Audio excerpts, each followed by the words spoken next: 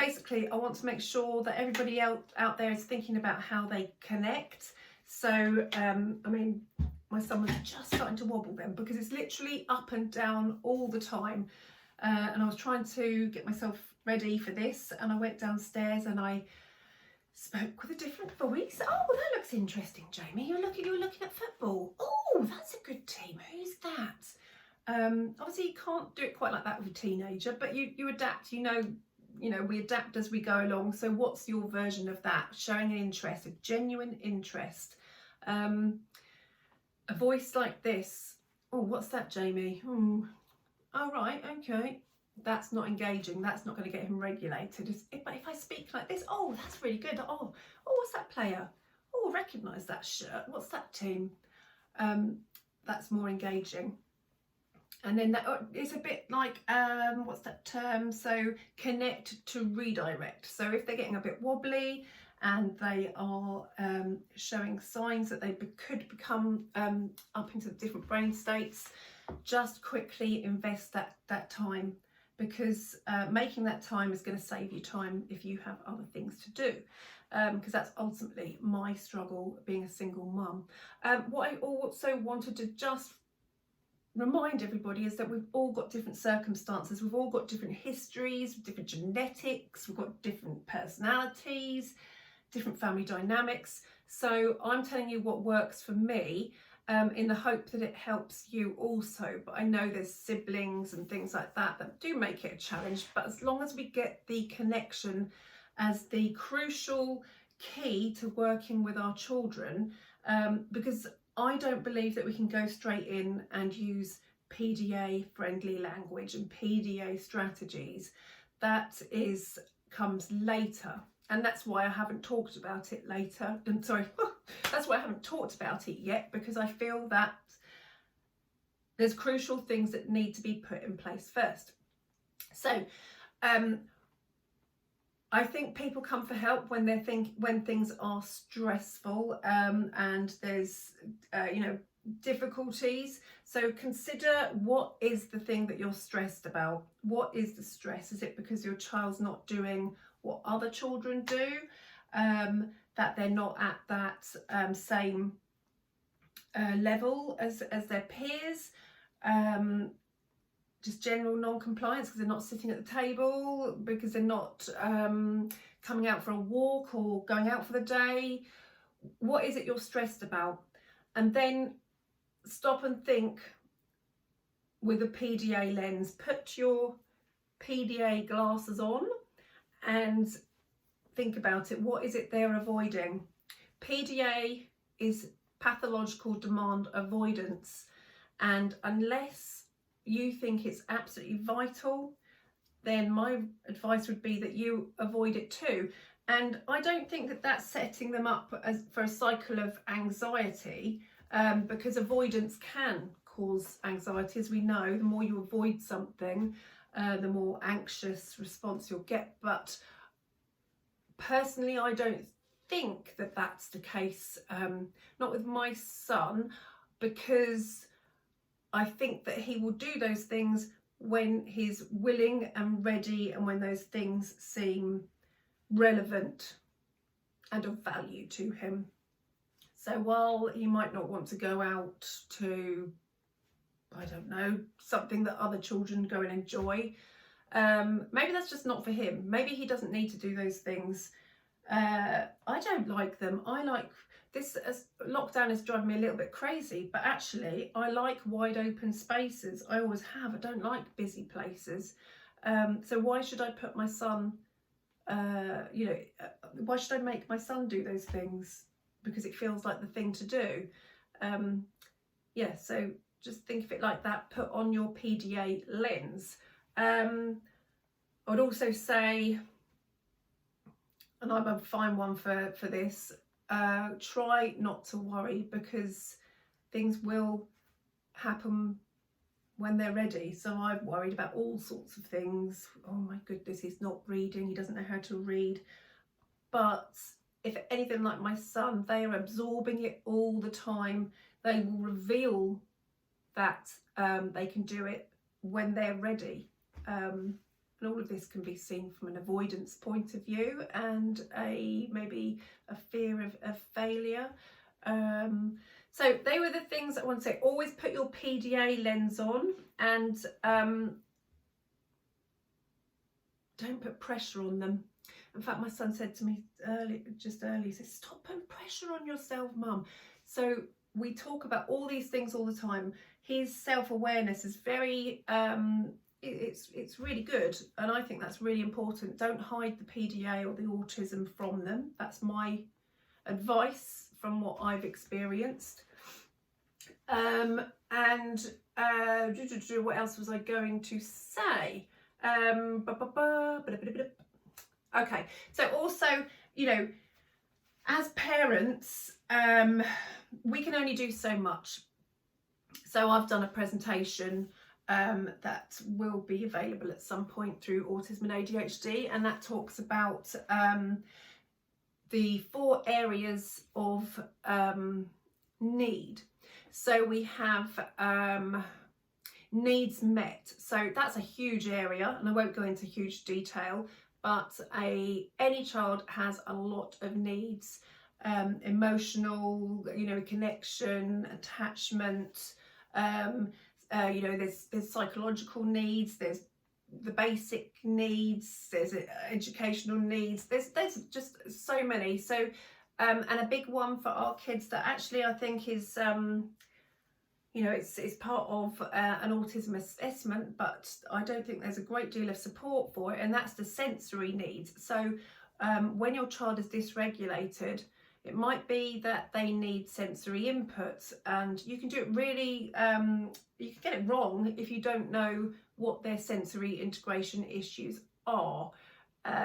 That's not my field of expertise whatsoever, but my son has got retained reflexes and sensory integration difficulties, and I know that he can go from under stimulated to over very easily, and it goes bonkers, and it's nothing to do with demand avoidance, but I don't think it helps demand avoidance at all. And so, you know, when your child is maybe a bit challenging, it might not be anything to do with PDA. It could be the ADHD, the sensory issues, or just the environmental what's going on, like if you know, there's disharmony around them. So an example of that could be really that my son loves water. It's very calming and he loves it, but before you know it, he's put his head in the water, there's the hose coming in the house, so it goes very quickly from under to over, and it's very difficult to manage. I still haven't quite worked that out.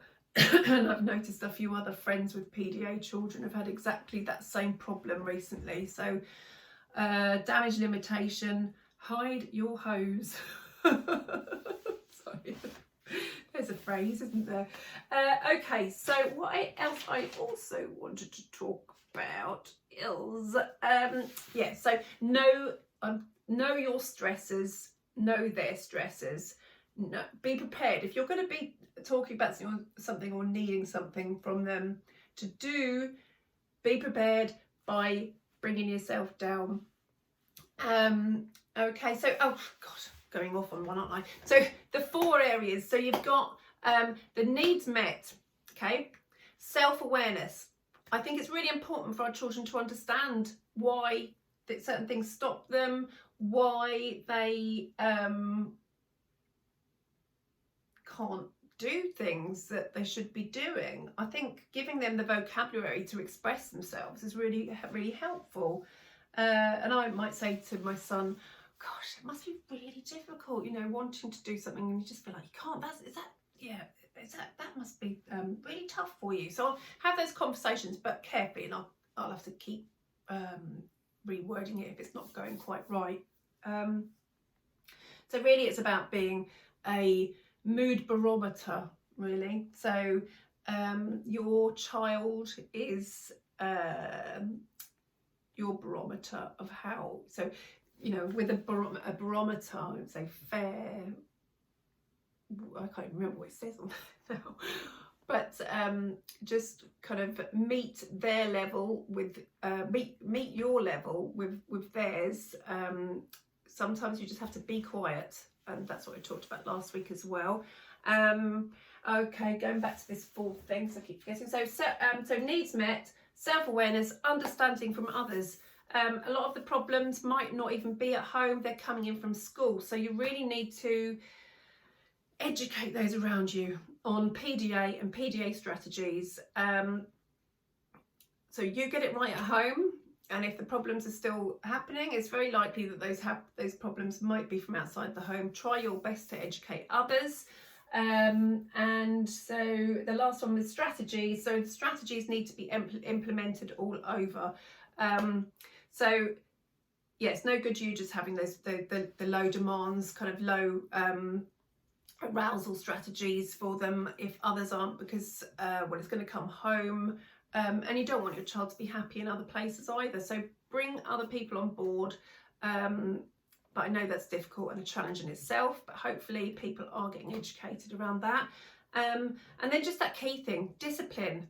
I think there's real pressure out there to feel like we've got to discipline our children, but we must remember that their behaviour, if it's difficult, or you know, the fawnings, of, you know, the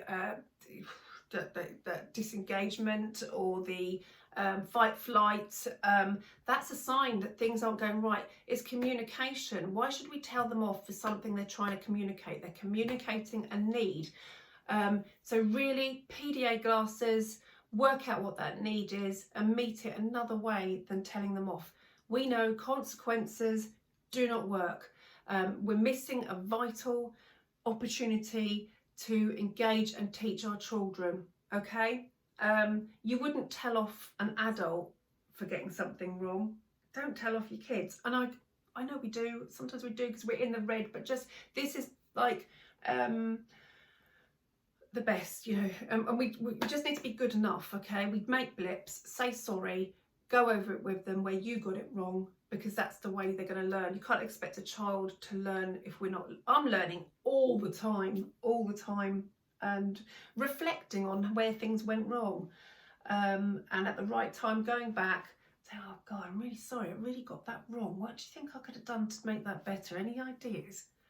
And obviously that can be a demand, so be careful how you word that. And just start thinking about the language that you use. Look at the triggers. What is it you're doing or saying that's setting them off? Because there are ways of working around things. So it's timing things right, and it's using the right terminology and language.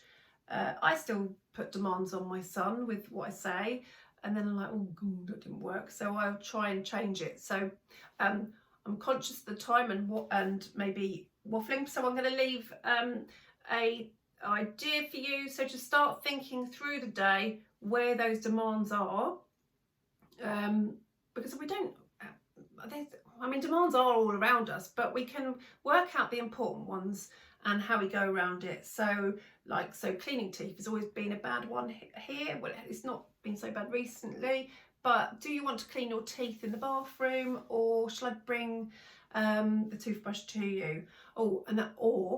Okay, so after you've cleaned your teeth, shall we watch something on TV or play a game of ping pong? What should we do first? Clean your teeth or do this? Or, you know, it's just constant things. After you've done that, maybe we'll clean your teeth, then do that. So, or, you know, there's constant things that you can change and adapt.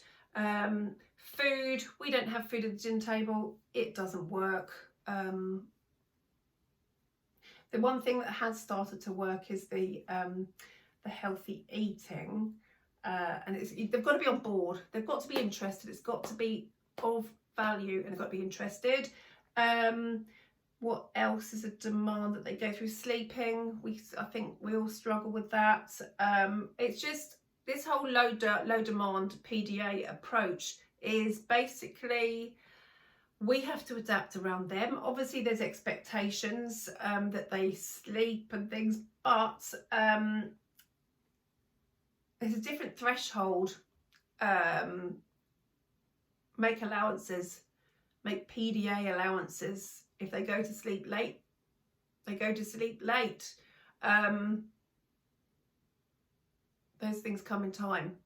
Okay, so hopefully this has been useful. Really, it's to say there are no quick fixes for PDA. It's part of them. It's part of their wiring.